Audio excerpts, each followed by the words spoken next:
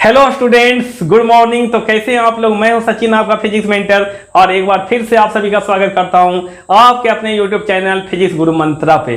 तो आज हम आपके लिए लेकर के आ गए हैं एसी सर्किट का बहुत ही important topic, that is LC oscillation. तो ये आपको सर्किट दिख रहा होगा, यहाँ पर एक कैपेसिटर कनेक्टेड है और ये कैपेसिटर क्या था, इनिशियली फुल्ली चार्ज था। तो यहाँ पर हमने क्या किया, कैपेसिटर को इनिशियली क्या किया, t इक्वल टू 0 पे कैपेसिटर क्या है, फुल्ली चार्ज है। तो इसमें क्या है हमारा, Q equal to Q naught, और ये हमारा मैक्सिमम चार्ज है। और उसके बाद हमने क्या किया, इसे एक इंडक्टर के थ्रू कनेक्ट किया, और ये इंडक्टर क्या है, इनिशियली फुल्ली डी एनर्जाइज्ड है। और यहां पर एक स्विच हमने लगाया, तो जैसे हमने स्विच को क्लोज किया, t इक्वल टू 0 पे जैसे मैंने स्विच को क्या किया, क्लोज किया, तब क्या होगा, इंडक्टर क्या था, इनिशियली फुल्ली डी एनर्जाइज्ड था। तो जैसे हम स्विच को क्लोज करेंगे तो ये कैपेसिटर का डिस्चार्जिंग होने लगेगा। कैपेसिटर क्या होगा, डिस्चार्ज होगा। तो इसमें जो भी चार्ज था हमारा, इस कैपेसिटर का डिस्चार्जिंग स्टार्ट हो जाएगा, और इस केस में एक करंट सेटअप हो जाएगा सर्किट में, ठीक है। And this is the discharging current, है ना। तो यहां पर क्या होगा, एक करंट सेटअप हो जाएगा, इसको हमने बोल दिया क्या, दैट इज आई, ठीक है। और यहां पर चार्ज फ्लो करेगा, क्योंकि कैपेसिटर क्या होगा, डिस्चार्ज होगा। कैपेसिटर क्या होगा, डिस्चार्ज होगा। तो अब देखिए, आपको पता है कि कैपेसिटर में जो हमारा एनर्जी होता है, ये क्या होता है, that is electrical energy, that is equal to Q naught square upon 2C। तो ये हमारा इनिशियल एनर्जी था, और ये मैक्सिमम एनर्जी था इसके पास इनिशियली, ठीक है। अब जैसे जैसे टाइम बढ़ेगा वैसे वैसे क्या होगा, इसमें चार्ज क्या होगा, इसका डिक्रीज करेगा, इसका क्या होगा, डिस्चार्जिंग होगा। और डिस्चार्जिंग होगा मतलब इसका एनर्जी क्या होगा, धीरे धीरे डिक्रीज करेगा। जब ये एनर्जी डिक्रीज करेगा तो इंडक्टर में एनर्जी क्या होगा, बढ़ेगा, क्योंकि जितना एनर्जी ये डिक्रीज करेगा उतना ही एनर्जी क्या होगा, इंडक्टर में बढ़ेगा, ठीक है। अब देखिए, इंडक्टर का जो अपना एनर्जी होता है, WL equal to half into L into I square, half L I square. मतलब इसमें इंडक्टर में जो एनर्जी स्टोर होता है, दैट इज मैग्नेटिक एनर्जी होता है। इसमें क्या होता है, मैग्नेटिक एनर्जी होता है। और कैपेसिटर में जो एनर्जी होता है वो एक इलेक्ट्रिकल एनर्जी होता है, इलेक्ट्रिकल एनर्जी होता है। तो बेसिकली एलसी ऑक्सीलेशन एक आइडियल कंडीशन है। प्रैक्टिकल सर्किट में एलसी ऑक्सीलेशन नहीं होता, क्योंकि यहाँ पर जो हम कैपेसिटर और इंडक्टर यूज कर रहे हैं उसके पास में भी कुछ फाइनाइट रेजिस्टेंस होता है। लेकिन जो एलसी ऑक्सीलेशन का कंडीशन है, हम लोग आइडियल कंडीशन ले लिए हैं, that is here the capacitor and inductors are ideal having, ठीक है, रेजिस्टेंस लेस। मतलब क्या हो जाएगा, इसमें रेजिस्टेंस क्या है, 0 है, ठीक है। अब यहाँ पर देखिए, यहाँ पर ये मैग्नेटिक एनर्जी इसमें स्टोर हुआ, WL equal to half L I square. होगा क्या, कैपेसिटर का जो इलेक्ट्रिकल एनर्जी है वो इंडक्टर के मैग्नेटिक एनर्जी में कन्वर्ट होगा। तो यहाँ पर कैपेसिटर का जो इलेक्ट्रिकल एनर्जी है वो कन्वर्ट होगा किसमें, दैट इज इंडक्टर के मैग्नेटिक एनर्जी में। और फिर again magnetic energy of inductor convert होगा इलेक्ट्रिकल एनर्जी ऑफ कैपेसिटर में। अब देखिए, यहाँ पर जो आपका करंट होगा, ये जो सेटअप हुआ है और जो चार्ज यहाँ पर फ्लो कर रहा है, वो चार्ज जो होगा एक ऑक्सीलेटरी नेचर का यहाँ पर होगा, ठीक है। अब देखिए, यहाँ पर होगा क्या, यहाँ पर हमारे पास में क्या था, जब t इक्वल टू 0 था उस समय कैपेसिटर के थ्रू जो चार्ज था वो क्या था, Q नॉट था। और इंडक्टर में जो हमारा एनर्जी था इनिशियली वो क्या था, हमारा 0 था। कैपेसिटर का जो एनर्जी था ये क्या था, maximum, that is Q naught square by 2C। धीरे धीरे क्या होगा, टाइम बीतेगा, टाइम के साथ साथ में क्या हो जाएगा, हमारा QC डिक्रीज होगा। QC डिक्रीज होगा तो WL क्या होगा, हमारा क्या हो जाएगा, बढ़ेगा, क्योंकि कैपेसिटर का एनर्जी घटेगा। और इस तरह से ये कब तक बढ़ेगा, ठीक है, जब तक कैपेसिटर का डिस्चार्जिंग होते रहेगा। जैसे ये 50% डिस्चार्ज हो जाएगा, इंडक्टर क्या हो जाएगा, 50% चार्ज हो जाएगा, ठीक है। तो क्या हो जाएगा यहाँ पर बच्चों कि when at any time QC का वैल्यू अगर क्यू नॉट स्क्वायर्ड अपॉन जो मैक्सिमम एनर्जी है इससे हाफ हो जाए, 4c हो जाएगा, देन उस समय जो हमारा इसमें जो एनर्जी है बेसिकली अगर Q naught square by 4c हो जाएगा तो उस केस में जो हमारा इंडक्टर के थ्रू एनर्जी है इसमें 50% इसका एनर्जी डिक्रीज करेगा, तो इसका 50% क्या हो जाएगा, बढ़ जाएगा। तो ये आपका जो एनर्जी कहाँ गया, ठीक है, एनर्जी कंजर्वेशन लॉ से जो 50% एनर्जी कैपेसिटर का डिक्रीज हुआ वही 50% एनर्जी क्या हो गया, उस कहाँ चला गया, दैट इज इंडक्टर में चला गया। तो इसके पास में भी एनर्जी कितना आ गया, क्यू नॉट स्क्वायर अपॉन कितना हो जाएगा, बेसिकली 4c ही आ जाएगा। ठीक है, तो इसमें मतलब 50% एनर्जी अब इसमें रह जाएगा और 50% एनर्जी किसमें रह जाएगा, इसमें रह जाएगा। ठीक है, उसके बाद क्या होगा, फिर डिस्चार्ज होगा, फिर फर्दर कैपेसिटर क्या होगा, डिस्चार्ज होगा, तो इसका एनर्जी और 50% से क्या होगा, घटेगा। 50% जितना घटेगा, जितना अमाउंट मान लो इसमें x अमाउंट घटा तो इसका एनर्जी क्या होगा, x से क्या हो जाएगा, इंक्रीज हो जाएगा। ठीक है, अब देखिए यहाँ पर क्या होगा, धीरे धीरे इसका एनर्जी अब 50% इसमें आ गया, 50% इसमें आ गया। अब फर्दर क्या होगा, धीरे धीरे कैपेसिटर और डिस्चार्ज होगा, इसका एनर्जी और घटेगा, और मान लो इसका x अमाउंट से घटा तो इसका x अमाउंट से बढ़ा। एक टाइम ऐसा आएगा जब कैपेसिटर का एनर्जी हो जाएगा जीरो। जब कैपेसिटर का एनर्जी जीरो हो जाएगा मतलब उसमें चार्ज फुली डिस्चार्ज हो जाएगा तो क्यूसी हो जाएगा जीरो। इस केस में क्या हो जाएगा, इंडक्टर के थ्रू जो एनर्जी है, ठीक है, ये हो जाएगा क्या आपका, दैट इज मैक्सिमम। अब क्या हो जाएगा, मैक्सिमम हो जाएगा। अब इसने क्या किया, ये इसका पूरा इलेक्ट्रिकल एनर्जी जो कैपेसिटर का था वो मैग्नेटिक एनर्जी ऑफ इंडक्टर में क्या हो गया, कन्वर्ट हो गया। अब इंडक्टर क्या है, फुल्ली चार्ज हो चुका है। ठीक है, अब क्या होगा अब क्या होगा, अगर ये आरसी सर्किट होता तब यहां पर क्या होता, ये फुली डिस्चार्ज हो जाता और रेजिस्टेंस क्या होता, उस एनर्जी को लेकर के फुली हीट के फॉर्म में डिसिपेट कर लेता। लेकिन यहाँ पर क्या है, इंडक्टर कनेक्टेड है, तो जब ये कैपेसिटर का इलेक्ट्रिकल एनर्जी जीरो हो गया उस समय पर इंडक्टर का मैग्नेटिक एनर्जी मैक्सिमम हो गया। अब क्या करेगा, ये इंडक्टर का जो मैग्नेटिक एनर्जी आया, ठीक है, अब ये फिर से सप्लाई करेगा कैपेसिटर को, और कैपेसिटर को सप्लाई करेगा, इसका मतलब फिर कैपेसिटर क्या होने लगेगा, चार्ज होने लगेगा विथ अपोजिट पोलैरिटी, और इंडक्टर क्या होने लगेगा, डिस्चार्ज होने लगेगा। ठीक है, तो अब क्या होगा, हमारा जो इंडक्टर का जो एनर्जी है वो मैक्सिमम होने के बाद अब धीरे धीरे क्या होगा, टाइम के साथ magnetic energy of inductor convert होने लगेगा इलेक्ट्रिकल एनर्जी ऑफ कैपेसिटर में। तो अब क्या होगा, इंडक्टर का जो मैग्नेटिक एनर्जी है वो घटेगा और कैपेसिटर का इलेक्ट्रिकल एनर्जी बढ़ेगा। मतलब कैपेसिटर क्या होगा, कैपेसिटर विल स्टार्ट चार्जिंग। लेकिन अब जो इसका चार्जिंग होगा विथ अपोजिट पोलैरिटी के साथ में होगा, विथ अपोजिट पोलैरिटी। ठीक है, तो बेसिकली जब ये डिस्चार्ज हो रहा था तो ये प्लस था, ये माइनस था, इस तरह से सप्लाई कर रहा था। लेकिन जब कैपेसिटर का चार्जिंग हो जाएगा, जब इंडक्टर फुल्ली चार्ज हो जाएगा, उस समय क्या करेगा, ये एनर्जी सप्लाई करेगा। अब इसमें करंट का डायरेक्शन क्या हो जाएगा, उल्टा हो जाएगा, ऐसे फ्लो करेगा, प्लस टू माइनस। ठीक है, तो अब कैपेसिटर का क्या हो रहा है, इस केस में चार्जिंग हो रहा है, कैपेसिटर चार्ज हो रहा है, और इंडक्टर क्या हो रहा है, इंडक्टर डी एनर्जाइज हो रहा है। तो जो इसमें एनर्जी है WL ये घट रहा है, और WC क्या हो रहा है, हमारा बढ़ रहा है। WC क्या हो रहा है, बढ़ रहा है। तो इस तरह से LC सर्किट में क्या होगा, ऑक्सीलेशन चलते रहता है। इसका मतलब क्या होगा, इंडक्टर का जो मैग्नेटिक एनर्जी है वो इलेक्ट्रिकल एनर्जी ऑफ कैपेसिटर में, और कैपेसिटर का electrical energy magnetic energy of inductor में कन्वर्ट होते रहता है। And this phenomena is called oscillation phenomena. ठीक है, अब थोड़ा सा इसका हम मैथमेटिकल एक्सप्रेशन देख लेते हैं, जो भी करंट सेटअप हुआ है उसका इक्वेशन क्या होगा, और जो चार्ज फ्लो कर रहा है, जो डिस्चार्जिंग करंट है कैपेसिटर का, उसका इक्वेशन क्या होगा। ठीक है, अब देखिए यहाँ पर अगर हम लोग बात करें, हम सिंपली क्या करते हैं, टोटल एनर्जी क्या रहना है, कांस्टेंट रहना है। टोटल एनर्जी अगर कांस्टेंट रहना है बच्चों, तो यहाँ पर क्या हो जाएगा, ये कैपेसिटर है, ये इंडक्टर है, इसके पास में इनिशियली टोटल एनर्जी कितना था, WC equal to Q naught square upon 2C।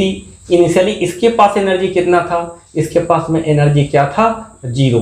तो टोटल एनर्जी कितना था, total initial energy initial energy क्या था, तो जो कैपेसिटर में इनिशियल एनर्जी था वही बेसिकली पूरे सर्किट का क्या था, total energy, that is equal to W C plus W L. तो डब्ल्यू एल तो जीरो हो गया और बाकी उसमें क्या था, Q naught square by two C. इसका मतलब इस सर्किट में जो टोटल एनर्जी है Q naught square upon two C, ये किसी भी इंस्टेंट ऑफ टाइम पे क्या होना चाहिए, कांस्टेंट होना चाहिए। ठीक है, कांस्टेंट होना चाहिए।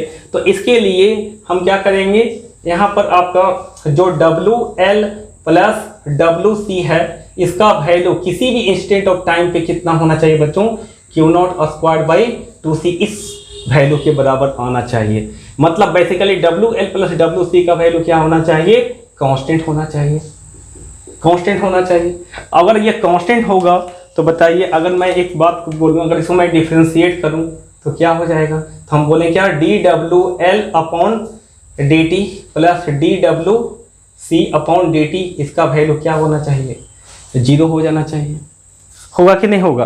ठीक है, तो इस तरह से हम लोग बोल सकते हैं क्या, कि यहाँ पर आपका rate of change of magnetic energy of inductor equal to minus of rate of change of electrical energy of capacitor, ये होगा। ठीक है, अब यहाँ पर देखिए इस इक्वेशन को देखिए, यहाँ पर मतलब इसका एनर्जी क्या हो रहा है, अगर इसका एनर्जी बढ़ रहा है तो इसका एनर्जी क्या हो रहा है, घट रहा है। ठीक है, अब अगर हम लोग इसमें बात करें बच्चों, ये क्या हो रहा है, हमारा कैपेसिटर क्या हो रहा था, इनिशियली क्या हो रहा था, डिस्चार्ज हो रहा था, तो हम लोग बोल सकते हैं क्या, कि वी सी। ठीक है, इसमें अगर हम केवीएल लगाएं तो क्या हो जाएगा, फ्रॉम केवीएल से क्या हो जाएगा हमारा, that is V C minus V L equal to क्या हो जाएगा, zero. V C minus V L equal to zero. V C को मैं क्या लिख सकता हूँ, that is Q square upon Q square by two C. अब यहाँ पर हम किसी इंस्टेंट ऑफ टाइम टी पे हमने लिया है कि कैपेसिटर वोल्टेज कितना है, वी सी है, और इंडक्टर में वोल्टेज कितना है, वी एल। तो ये क्या हो जाएगा हमारा, दैट इज इक्वल टू क्या हो जाएगा, वी सी का वैल्यू रखो, वी सी का वैल्यू क्या हो जाएगा हमारा, that is Q by C minus V L का वैल्यू क्या हो जाएगा हमारा, वी एल का वैल्यू हो जाएगा L into D I upon D T, होगा कि नहीं, इक्वल टू क्या हो जाएगा, जीरो हो जाएगा। अब देखिए यहाँ पर क्या हो रहा है, हमारा चार्ज घट रहा है, इसका मतलब करंट क्या हो जाएगा हमारा, इक्वल टू लिखेंगे minus of D Q by D T, क्योंकि डिस्चार्ज हो रहा था इनिशियली कैपेसिटर, तो आई का वैल्यू क्या लिख सकते हैं, that is minus D Q by D T. तो यहाँ से कितना हो जाएगा बच्चों, that is Q by C equal to, या फिर इसको इधर ही जाने देते हैं, Q by C plus minus L और into D by D T of, और आई की जगह पर लिख सकते हैं क्या, D Q by D T equal to zero. तो यहाँ से एक डिफरेंशियल इक्वेशन जनरेट होगा, that is L into D two Q by D T square plus Q by C equal to zero. ये इक्वेशन आया। अब इसको एक बार स्क्रीनशॉट लेकर के नोट डाउन कर लीजिए। अब इससे आगे बढ़ते हैं। ठीक है, देखिए अब क्या होगा, यहां से हमारे पास जो इक्वेशन आया है that is L into D two Q by D T square plus Q by C equal to zero. L से डिवाइड कर दूं तो क्या हो जाएगा, D two Q by D T square plus Q by L C equal to zero, है कि नहीं। अब जरा इसको कंपेयर करो, this is the equation of, this is the differential equation of SHM. ठीक है, अब जरा इसको कंपेयर कीजिए, इसको मान लेते हैं इक्वेशन नंबर 1। ठीक है, एंड फॉर एसएचएम के लिए अगर हम बात करें बच्चों, for SHM simple harmonic motion, तो उसका डिफरेंशियल इक्वेशन हमारा कुछ ऐसा आया था, d two x by D T square plus omega square into x equal to zero. ये था डिफरेंशियल इक्वेशन ऑफ एसएचएम। अब यहाँ पर अगर हम कंपेयर करें, ठीक है, तो बेसिकली ये क्या था, मैकेनिकल ऑक्सीलेशन। मैकेनिकल ऑक्सीलेशन क्योंकि वहाँ पर जो आपका एसएचएम सिंपल हार्मोनिक मोशन में होता है, वहाँ पर क्या होता है, मैकेनिकल ऑक्सीलेशन जनरेट होता है। और यहाँ पर हम बात कर रहे हैं एलसी ऑक्सीलेशन की, जो कि एक इलेक्ट्रिकल ऑक्सीलेशन होता है। ठीक है, तो एलसी सर्किट में इलेक्ट्रिकल ऑक्सीलेशन सिमिलर वे में जनरेट होता है जैसे मैकेनिकल सिस्टम में हमारा ऑक्सीलेशन जनरेट हो रहा है। अब देखें यहाँ पर हम अगर कंपेयर करें इसको, तो यहाँ पर जो चार्ज है वही इसका क्या है, डिस्प्लेसमेंट है। अब यहाँ पर देखिए इसको हम कंपेयर कर सकते हैं, यहाँ पर जो चार्ज है उसको डिस्प्लेसमेंट के इक्विवेलेंट है। अब यहाँ पर ओमेगा स्क्वायर का वैल्यू कितना आ गया बच्चों, ओमेगा स्क्वायर इक्वल टू क्या आ गया, 1/LC। 1/LC मतलब ओमेगा का वैल्यू कितना हो जाएगा, 1/LC। और ये 1/√LC क्या होता है, बेसिकली ये होता है ओमेगा नॉट, जिसको आपने क्या बोला, रिजोनेंस फ्रीक्वेंसी। रिजोनेंस फ्रीक्वेंसी, तो रिजोनेंस फ्रीक्वेंसी हमारा ओमेगा नॉट इक्वल टू क्या हो गया, 1/√LC। तो यहाँ पर जो इक्वेशन हमारा आया, मतलब LC सर्किट में जो ऑक्सीलेशन होगा वो किस फ्रीक्वेंसी पे होगा, वो रिजोनेंस फ्रीक्वेंसी ओमेगा नॉट पे होगा। तो यहाँ से अगर हम देखें तो क्या लिख सकते हैं हम, d2q/dt square from equation number 1, d2q/dt square plus इसको हम क्या लिख सकते हैं 1/LC को ओमेगा नॉट स्क्वायर और इनटू q इक्वल टू क्या हो गया, 0। अब ये डिफरेंशियल इक्वेशन का जो सॉल्यूशन आएगा, यहाँ पर क्या है हमारा वेरिएबल, क्या है हमारा, दैट इज q, ठीक है। तो यहाँ से इसका जो सॉल्यूशन आता है, इसका जो आपका सॉल्यूशन होगा ये होगा आपका q इक्वल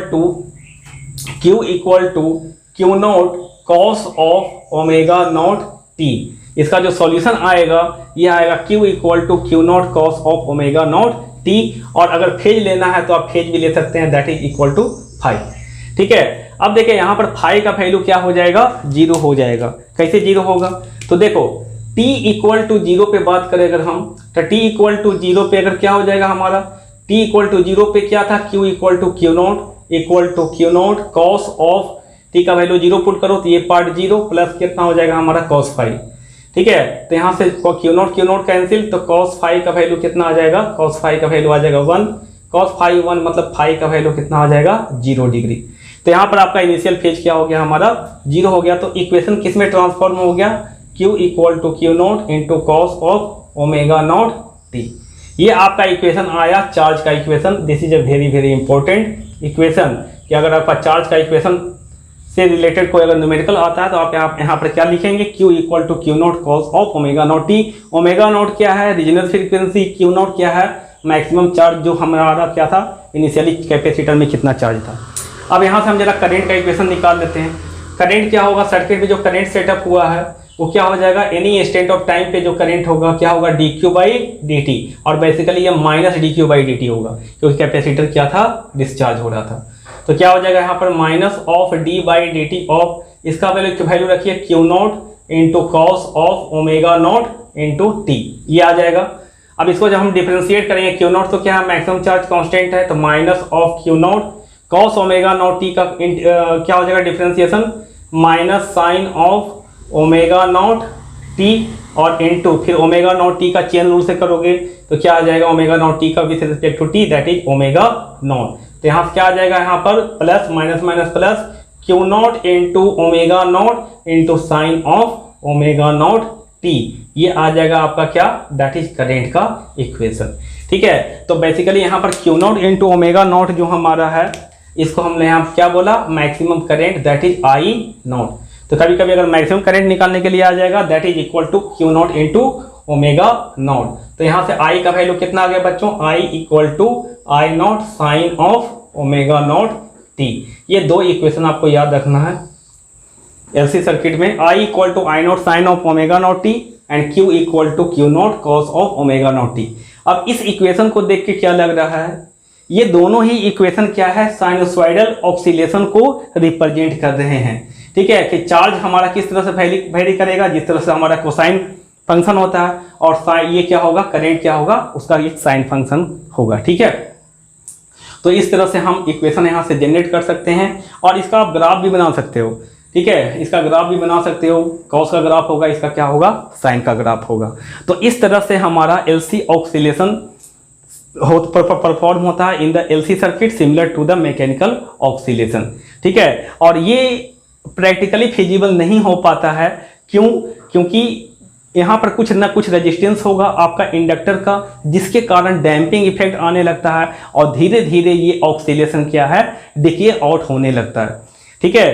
तो धीरे धीरे डिके आउट होने लगेगा, और क्या हो जाएगा, और ऑक्सीलेशन फाइनली क्या हो जाएगा, डिक्रीज होकर के फाइनली ऑक्सीडेशन क्या हो जाएगा, 0 हो जाएगा। ठीक है, अब देखिए मतलब ये जो LC ऑक्सीलेशन है एक आइडियल कंडीशन है। इसमें हमने एज्यूम किया कि इंडक्टर और कैपेसिटर के पास में क्या है, कोई रेजिस्टेंस नहीं है।